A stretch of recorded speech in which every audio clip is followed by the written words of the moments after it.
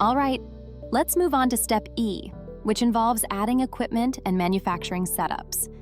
Our first task is to create some machine groups using the provided link.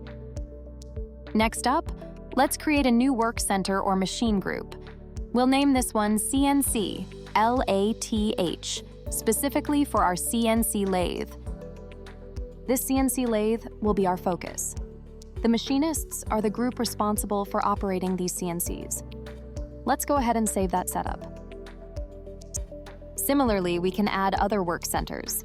Once we're in the Add Equipment section, you'll see the equipment count automatically updates.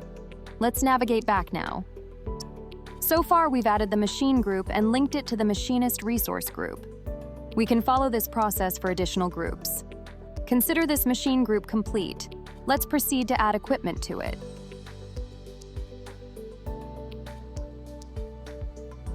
Click on the Add Equipment button. We'll create a lathe and assign a code to it. Let's give it a name. We'll call it Haas.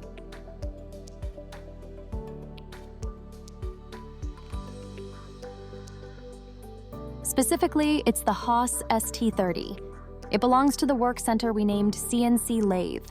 It falls under the fabrication department and is located in CNC Bay A.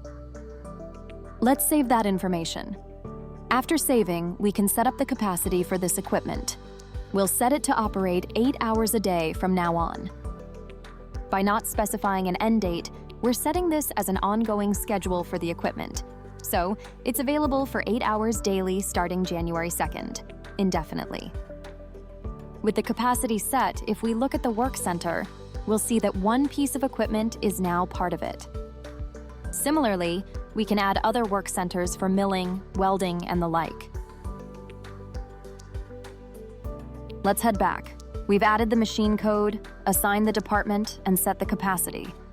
This process can be repeated for other work centers and equipment. Let's wrap up this step. And that's it for adding equipment and setting up manufacturing. In the next video, we'll dive into managing inventory items.